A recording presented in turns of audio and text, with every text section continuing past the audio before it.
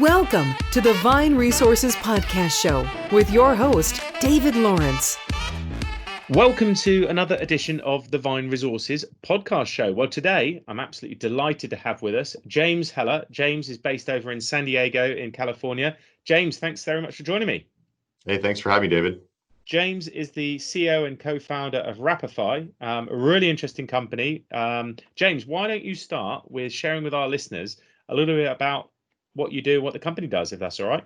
Sure. So Wrapify is a ad platform that sits nicely into the gig economy. And what that means is on the driver side of our business, if you're a gig economy driver, drive for a ride sharing platform like Uber or Lyft, food delivery like Postmates, Grubhub, DoorDash, etc., and you want to make extra money, Wrapify is a great bolt-on to that. And we pay people to advertise on their vehicle. And on the brand side, we provide brands with the ability to actually measure what this out-of-home exposure actually does for their brand, whether it's online conversion, in-app conversion, or footfall or foot traffic into their physical retail environments. So we're combining the gig economy with performance-based out-of-home advertising. Fantastic, and we'll touch on that a little bit in a moment in terms of how it works. But you've got your teams are based in San Francisco, San Diego, and New York. Is that right? Yeah, we got some folks dispersed around the country as well. Fantastic. And look, just to delve deeper into that, in the old days, you'd put a sign up on maybe your taxi or whatever, wherever else you're advertising, but you wouldn't get that data to data feedback. So you wouldn't actually know if the performance and who was looking at it. Can you tell us a little bit about the technology and how that works? Sure. So yeah, I mean, before Wrapify, out-of-home advertising had been pretty stagnant in the way that it did media measurement, attribution, and the ability to retarget an audience. And what's really cool about this period of time is it's kind of pushed the entire industry into really focusing on solving for all those challenges and making it a more measurable performance-based medium where you're buying audience more so than you're buying like a physical piece of real estate at a location. Mm-hmm. And in terms of the typical customer or the typical people you're engaging with, how would you describe that? Mostly blue chip brands, so larger, Fortune 500 brands, the typical brand advertisers that you'd see spending money on, everything from linear television, digital, going into out of home and several other channels. Mm-hmm. But we were able to earlier this year launch a product that allows the mid market, the lower mid market, and the SMB, that small to medium sized business, to be able to leverage the platform and be able to put some pretty sizable campaigns on the road for an attractive price point. Fantastic. And going back to the platform itself, because obviously it's curious to see, was that built from the ground up? Did you have to go out and buy a product off the shelf and customize it? And what were the challenges in scaling that? Yeah, it was built from the ground up. We're fortunate to be partnered with several technology integrators for various purposes. So a lot of the parts were on the table. It was really just a matter of assembling the parts for the specific use case. We did develop our own tech in the way that we handle all this, and we actually patented some methodology and patented our way of measuring and moving out of home objects. And that was one of the things that put us on the map in 2016. 2017, I got to be the feature honoree for the Forbes 30 Under 30 as a result of that. And last year we made it into the Inc. 500. So, being able to leverage technology and be able to put together the parts and pieces that make a product really, really great is something we've been able to do.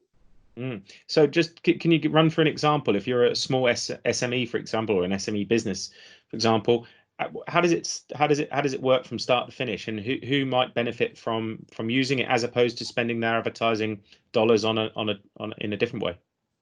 Sure. So if you're a small to medium sized business that wanted to target a specific demographic and you wanted to hit that audience with an out of home media message that connects to a digital message, Wrapify is one of the only things that does that without you having to go and build a solution with a bunch of different partners. Mm-hmm. So example, you're a chain restaurant in in Boca Raton, and you want to be able to target a specific demographic, families with an average household income of 100K, male, female, 50 plus.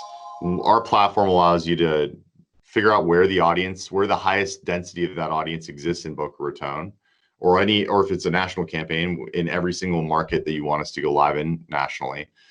We provide you with a reach and frequency estimate based on the quantity of vehicles. So we actually recommend the volume of vehicles. And then we have 4 different wrap options. We have our lowest cost rideshare food delivery option called Static Plus. Think of it like a taxi top advertisement, but it has a rear window graphic as well, all the way to our full wrap option, which is our most expensive option. So we use those wrap options to kind of help massage the budget into what the goal is for the campaign. And then while those vehicles are on the road, we're using the location data to do a bunch of different things. One, to extrapolate, the audience that's within an exposure radius for quantifying eyeballs. Then we're using that audience and building a really big sample of an exposed versus a control, which are folks that were in the same market area, but were never actually within an exposure radius of the vehicle. We're comparing exposed versus control for attribution against like a pixel on a website, post back that we pull from their app if it's an app-enabled service, or footfall into a physical retail environment. And then the third thing we're doing is we're taking that audience, we're dumping it into our DSP, and we're serving multi-channel retargeting. So display, mobile, connected TV, audio streaming, and native. So like, for example, Zoom video communications, kind of the darling of COVID-19, at least it is here in the US. Really awesome brand on our platform. And, Zoom branded vehicle passes you, and pretty shortly thereafter, you're seeing a Zoom ad on your phone. When you're tuning into your favorite show on Hulu, you're seeing a Zoom ad. When you're listening to your favorite podcast on Spotify, you're hearing a Zoom ad.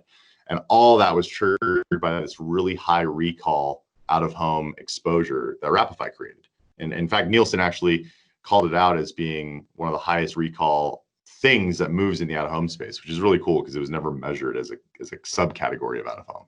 So that's the long drawn out how end to end how the user experience from the consumer side, how it works. That's amazing. And do you see? I don't see as much of this. I mean, it's really far forward in the US than I think it is to Europe. Do you see a market there? Have you looked at that before? Is there many differences? I think that there are players in Europe that try to do similar things. I'd say, albeit on a little bit of a smaller scale. I think there's some challenges on a couple of fronts. One of them is just the availability of this type of data in Europe compared to the US it's a little different. So for you to get the same density of data is a little different.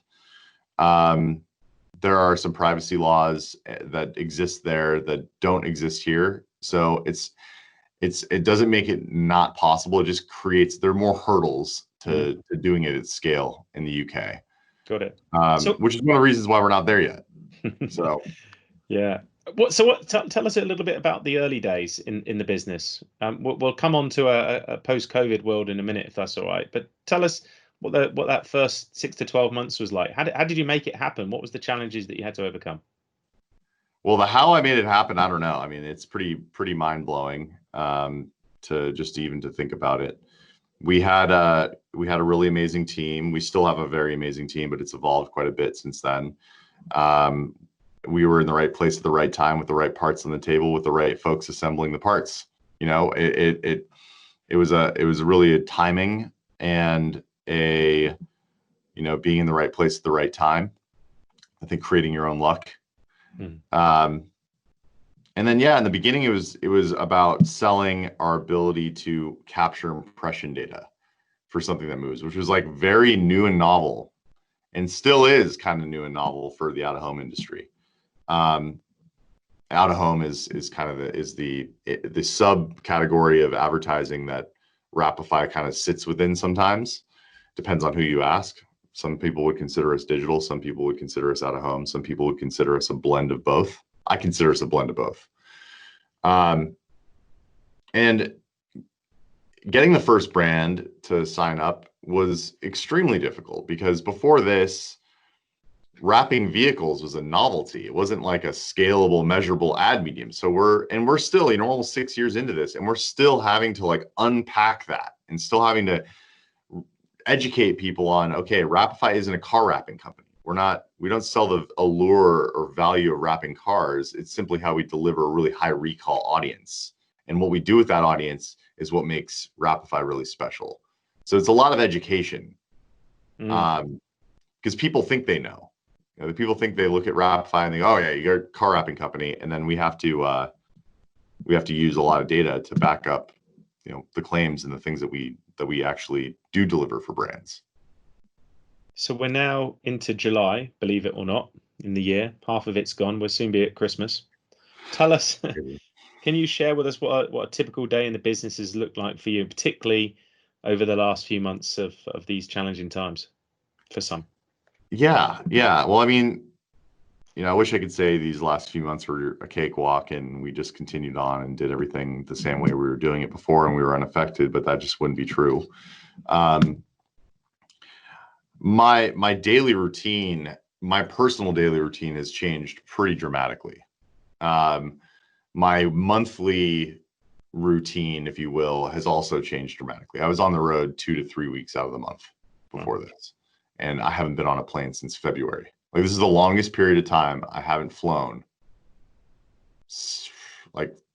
in the last 6 years. So that's a pretty big adjustment. What's been the good things that have come from that, though? For you personally.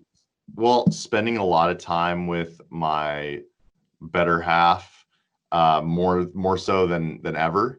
That's been really cool. Getting a chance to focus on personal health, because being on the road 2 to 3 weeks out of the month for 6 years does take a toll on your body. For sure. So that those two things have been pretty special. But the thing that I mean, there are things that I miss about it, right? I mean, I like when I fly to a city, I'm flying there with an agenda, and I have people that I'm meetings that are supposed to happen, and it's like when I land, the moment I touch the ground, it's okay, you're here for a reason, James, make it count. And it's really hard to recreate that when you're working from home. It's really hard to wake up and go, all right, James, you're alive, make it count every day. And you kind of have to do that. You kind of have to use that same internal motivation to continue to keep you going. It's part of one of the reasons why I think the first 2 months of lethargy across the globe, not just in the US, the siege mentality of people just not doing anything because they don't know what to do. And I think now we're at the point where we have to do something, and we're not going to do nothing. How do you think your company, your team, yourself, perhaps have adapted to that work from home, and perhaps what do you see as the challenges or maybe the positives about that moving forward, and has it changed your approach a little bit? Yeah, if you were to ask me pre-COVID if I'd ever entertain the idea of letting my whole company have this flexible remote work schedule, I'd say you're out of your mind. Does it work? I'm not sure yet. I think it definitely is an all or nothing. I don't think you could do partial, like have some people in the office and some people. I think it's either you are all working from home or you're all in the office. I don't think the in between will work. Maybe it will, but I have a hard time. I feel like you either have to have the mindset of, okay, the way that the company is managed is built around a framework that's really purpose built for working from home. Or because we've always had remote workers, our sales team's dispersed across the US. We have our San Diego office, which is all ops, engineering, finance, like the brain of the business is here. So I think my opinion now is a little different. I think I see the inklings of it being able to work. I see opportunity it provides for upward mobility with existing staffers, just because they now now the onus is on them to continue without having any sort of direct oversight, or being able to just like walk over and say, hey James, how do I do this, or what let's talk about this. We're using tools to our advantage. Zoom's been a really amazing tool for that, being able to just hop on a quick Zoom and be able to do what we need to do and continue to conduct business. It does feel like things take a little longer though now. It feels like productivity is not where it was across all departments. I actually have seen it go up in some areas and down in others. And that might be just personality traits of the team. We're a pretty small team. So, one individual's personality and the way that they're handling working from home can dramatically affect that, that department, whether it's, engineering or creative or ops, etc. You touched a little bit on your travel a minute ago. And I was talking to someone else last week about missing those sideline conversations, but that could be with your team. It could be with business relationships where you're meeting that. That's going to have impacts at the moment because we're not really having those sideline conversations after a Zoom meeting's finished, for example. How do you see that changing, and how can we engage people so that we can have those conversations even if not in person, do you think? All right. And when you say sideline conversations, you mean like what happens after a bigger team meeting with? Oh, you have that meeting, yeah, and it might be you're having you go for a beer, you have a coffee, you just want to, and an opportunity or an idea springs from that you perhaps are not making time for. That's perhaps what I meant. And you'd probably have done that on the road because you might have gone to a bar afterwards, and opportunity gets created, doesn't it? Yeah, I think you know what. So I think one of the things I've seen, or one of the things I've noticed is, while that sideline conversation might not have been able to happen because we didn't go to a bar or didn't meet up somewhere, that solidarity and alone time to think sometimes is really kind of been a nice way to be able to gather your thoughts after a meeting. And so getting ideas and being creative when you have downtime that you wouldn't have otherwise had is something that's been pretty nice. But yeah, there's nothing that's going to replace that like one-to-one physical meeting. And our business is pre-COVID is predicated on meeting with brands, meeting with agencies, and we're still trying to figure out how we use these different channels now to, I don't even want to say recreate, because it's not possible. I don't think you can recreate the magic of what happens when you put people in a room and talk about an idea. But how we cope with it and how we're able to persist despite not being able to have those really high quality, high value in-person meetings. I don't know if you've been thinking around the office space, and I'm sure you're talking in your business community, but do you see that impacting the office space and the new ways of working, and will it impact you, do you think, or thinking about how that will look in the future? Yeah, I do. I mean, we were literally signing a lease for a brand new building before this. And I'm so glad we didn't, because it would have been a total mistake. We probably won't now. I mean, we probably won't need to for a year plus. I'm still wrestling with how to scale a sales organization without being able to meet and train people in person. Because so much of the pitch requires that like third language, that body language, and the way you explain something, not just with your words, but with the way you actually feel about what the product can do. Yeah. And that's something that I'm still wrestling with. I'm still having a hard time figuring out what we're going to do to solve for that missing piece. I'm sure there's a fair few companies wrestling with that same problem at the moment. Just changing tact a little bit.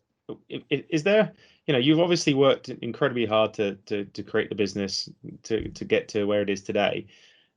What perhaps, is there anything from your childhood or a story from your childhood around your work ethic that really helped you develop the way you have been in later life, James? I think a big part of it comes from skateboarding. Yeah, I think skateboarding taught me, like, when you're trying to learn a new trick, or when you're trying to do something that you haven't done before on a skateboard, or really anything in the action sports world, but skateboarding just stands out. It hurts. Like, learning how to kickflip takes so much persistence. It takes so much time. Learning how to drop into a vert ramp, like, all these different things require persistence, require you to, like, overcome a challenge, require you to endure pain. Like, you're gonna your board's gonna nail you in the shins 500 times before you land a kickflip. So I think that part of childhood really helped quite a bit. It kind of ingrained persistence. I think is it Tony Hawk that that said didn't do really cool stuff at the start, but was that right? And just worked really hard. Well, I mean, he's also, I mean, he's definitely he's been a childhood hero. He's also a San Diego native. Mm-hmm. Literally grew up skateboarding at skate parks where he was at. Amazing. So yeah, I mean, I think a big part of it is you gotta get up and try again. Yeah, absolutely. Well, talking about that, what's the best advice that you perhaps could give anyone going through tremendous business change? Keep going. Yeah. Keep going. I mean, keep going. If it feels like it's one of the things that I've also really learned in the last couple of years is, if you think about the future in hindsight, it makes it a lot easier to deal with. Because, I mean, like, when you think about, like, for example, think about something that you've done that was really, really difficult at the time. But when you think about it in hindsight, it was actually not as bad as it could have been. It might have been really difficult, but in hindsight, it's not as bad as it was. Mm-hmm. And I feel like if you can put the future in the past tense, because it will eventually be, it makes it a little easier to gain clarity on and get comfortable with. For example, if you get comfortable with the idea that there will be spikes in COVID and cities shutting down again and businesses closing up again, and also put together a strategy behind what that's going to look like versus worrying about it. Because one of the things I've learned is worrying has never, ever actually created any sort of outcome, like, other than, gray hair maybe, or anxiety. Yeah, it doesn't solve for it. You could worry about something until you're blue in the face. You won't get to the desired outcome. So I think that thinking about the future in hindsight helps, because then you could look back on, okay, well, we knew that this spike was going to happen and it was a pain in the ass. These are the things that we did, and we got past it. And just knowing what that looks like and being able to visualize what that looks like. I think it's important for people to do. It'll also keep people from settling into siege mentality again, because that's what to me, that's what shuts the world down, is when everybody stops doing everything to wait and see what happens. Yeah, and we've definitely gone through that period, and for some, we're still in that period, I think. So we need brave people to come out the other side. What excites you now, looking forward? What excites you in the industry? What do you think the next? It might be difficult, but what do you think the next 12 to 18 months looks like? Well, I'm excited about what this period of time did for the out-of-home advertising industry. I don't even think the industry is fully aware of what it's doing to it yet. But, we have been trying to push the narrative that out-of-home can be a more measured, performance-based experience since the very beginning. And it seems like the entire industry is now starting to kind of chant that message of using data to solve a real problem for a brand without a home. And that's actually really cool. It's like a kick in the pants for digital transformation that the industry really needed. So I'm really excited about that. I'm excited that the industry is using this as an opportunity to really push digital transformation in various areas. A lot to do there. I think the next 12 to 18. Well, I know what the next 12 to 18 months requires at Wrapify, because we're in the midst of raising capital to solve for exactly what we're going to do in the next 12 to 18 months. I mean, right now we're really focused on continuing to scale our sales organization. We're really focused on developing a few new products and launching them this year, going into next year. Part of that will be the inclusion of SaaS-based revenue in addition to campaign-based revenue, which is really exciting for us. Good. And yeah, getting the business to that next big milestone, that next big financial milestone for Wrapify, which is something that, this period of time is we basically had to, Q2 and Q3 of this year are pretty much a wash. And so this is one of the first years where we'll probably still experience like low double-digit growth. Our goal was to experience high double-digit to low triple-digit growth, but amid a pandemic, I mean, it's actually positive. It's Absolutely. Funny. So continuing to get to low double-digit growth in the middle of a pandemic, that'd be the goal for 2020. Launch some new products. 2021 would be focus on scaling various organizations within Wrapify and driving more SaaS-based revenue alongside of our campaign-based revenue. That's what we're focused on. What kind of people are you keen to connect with, engage with, James? Who are you interested in connecting with at the moment in the marketplace?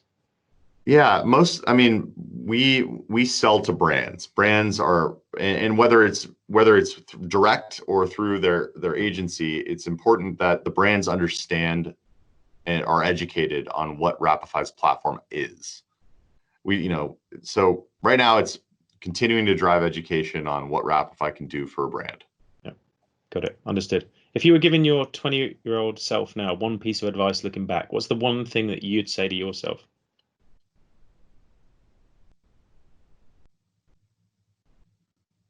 Talk less, listen more.